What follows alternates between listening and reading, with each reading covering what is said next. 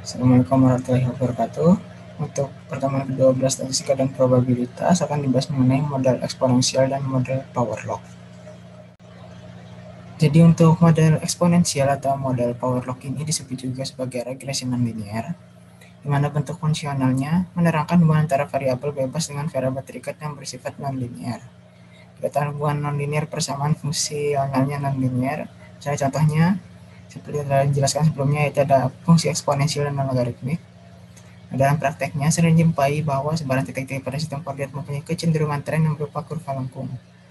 Agar persamaan regresi linear dapat digunakan untuk mempresentasikan kurva lengkung, maka perlu dilakukan transformasi koordinat demikian sehingga sebaran titik data bisa dipresentasikan dalam kurva linear.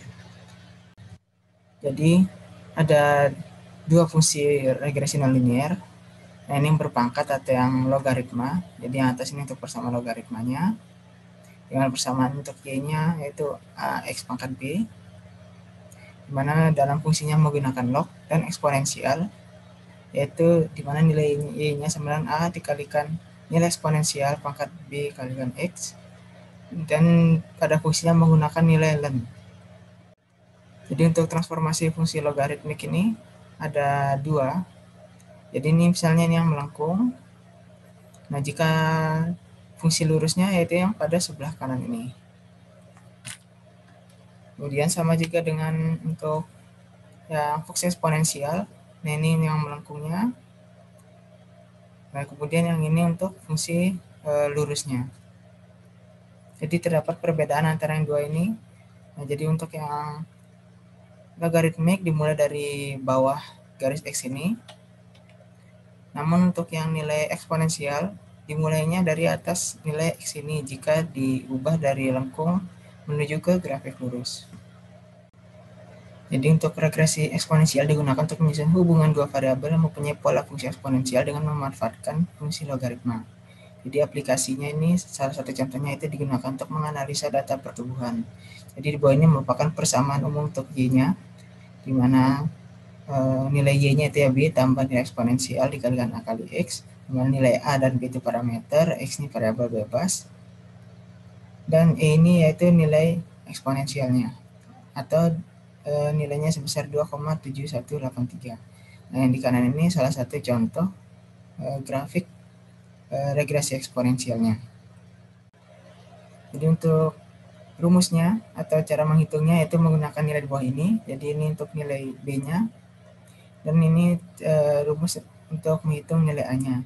Sehingga A ini sama dengan nilai di bawah ini.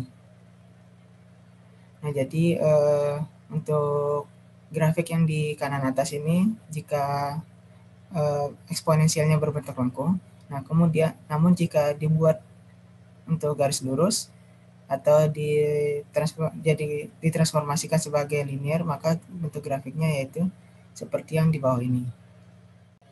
Kemudian untuk regresi logaritmik digunakan untuk menyusun hubungan dua variabel yang mempunyai pola fungsi logaritmik.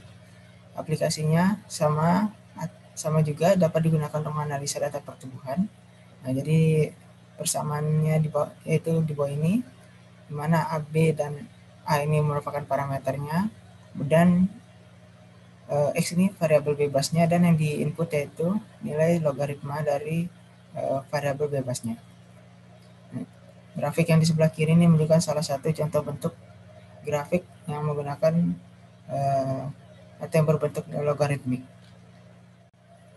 Kemudian dua rumus berikut ini yaitu untuk menentukan nilai B dan nilai A-nya atau penetapan persamaan regresi logaritmiknya.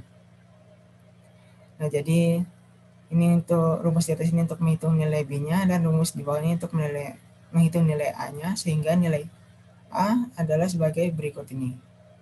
Nah, jadi yang di kanan atas ini untuk salah satu contoh bentuk regresi logaritmik yang menggunakan garis lengkung.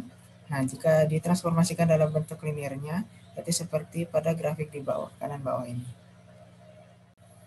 Sekian untuk penjelasan materi pertemuan 12. Jika ada yang ditanyakan, dapat melalui media yang tersedia. Terima kasih. Assalamualaikum warahmatullahi wabarakatuh.